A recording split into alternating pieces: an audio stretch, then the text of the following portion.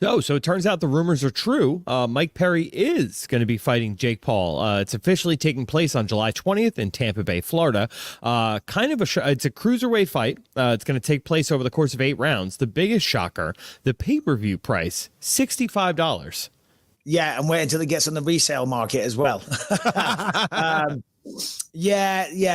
a lot. They got to stack that undercard for that. $65.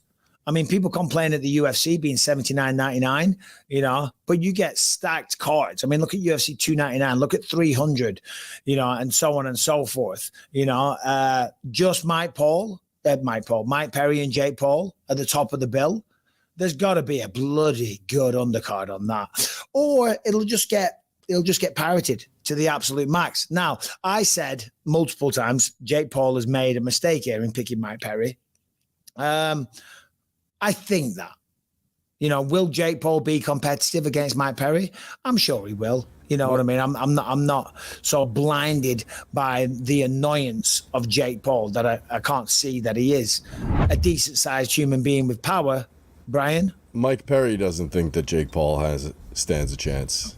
Oh, it's our mate's show. Let's have a look. I won't get out of your face. There's nothing you can do about it. I'm in there all night long.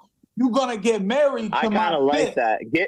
Get all up in there, bro. I do. Yes, I do, bro. I want to be married. I want to be entangled with you forever. I'll even hit you with a little reach around, brother, if you want that. Yeah. I like that. Because I'm ready to go all the way. You say your hands are bisexual. My hands are all types of sexual: trisexual, bisexual, asexual, pansexual. That's what I meant. You can get it any way you want. Any way you want. Let's get married, bro. Get up all in my face. And I kind of would like it if you put your nuts in my mouth. I'm not even gonna lie. Well, this is influencer boxing in 2024. You know what I mean? That got weird real quick. Listing their pronouns before they start. I mean, this is coming from the guy sitting there with an umbrella over his shoulder. You know what I mean? Jesus Christ. Look, I was just saying a second ago, Mike Perry is probably going to get in his face and do his thing and all the rest of it. Mike Perry isn't the best boxer on the planet, far from it, but he's a real guy. He's a real fighter. I saw a clip where he's saying he loves to get hit and all the rest of it. And, he's got that animalistic tendency. Jake Paul does have power, although I don't think he's a great boxer either. But he's dedicated and he's working on his craft. So I think it'll be, I say he's made a massive mistake. What I think is he's made a mistake in terms of thinking that Mike Perry is going to be an easy matchup because he was a guy that's in the UFC that couldn't cut it, and now he's no longer in the UFC. I think that's probably their reasoning for taking this matchup.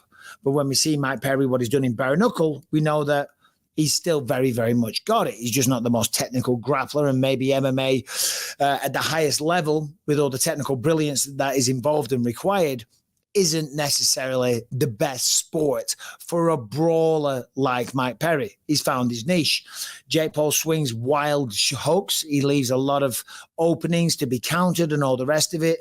But this isn't bare knuckle. It's with big gloves on. So I think it'll be relatively competitive. I think Jake Paul will do okay.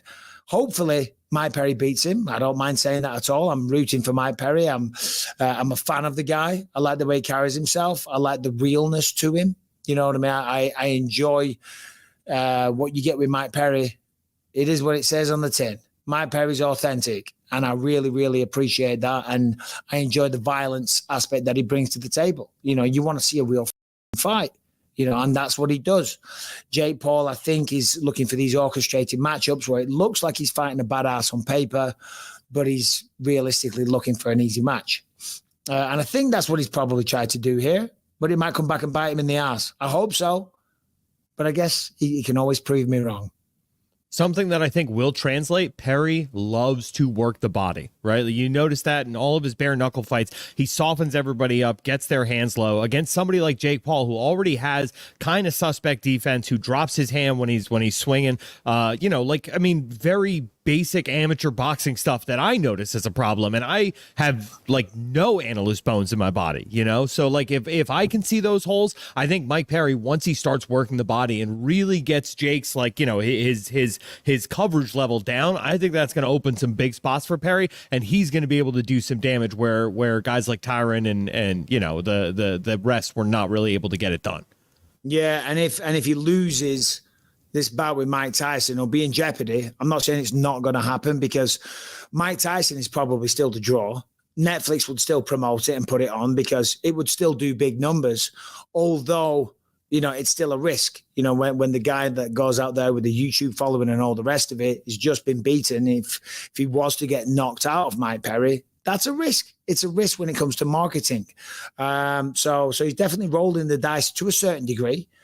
I don't even know if Mike Tyson's even going to end up fighting eventually. I really don't. What do you think?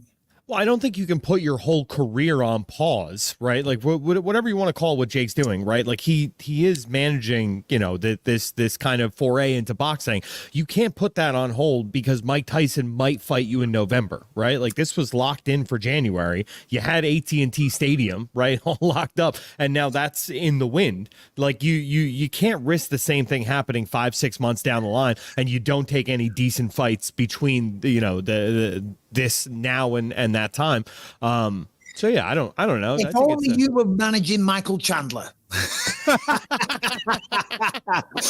All right, today's episode is brought to you by the 8 Sleep Pod cover. I've talked about this a lot. I love this thing. Rebecca loves this thing.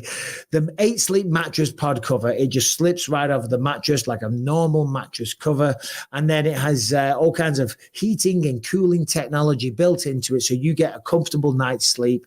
You sleep deeper and then you wake up more rested, okay? And then you can set either side of the bed as low as 55 degrees or the other side as high as 110 degrees. Obviously, you just tweak it. Then you have the app. It tells you your resting heart rate when you sleep. It tells you your quality of sleep. It tells you exactly when you were awake and asleep throughout the night.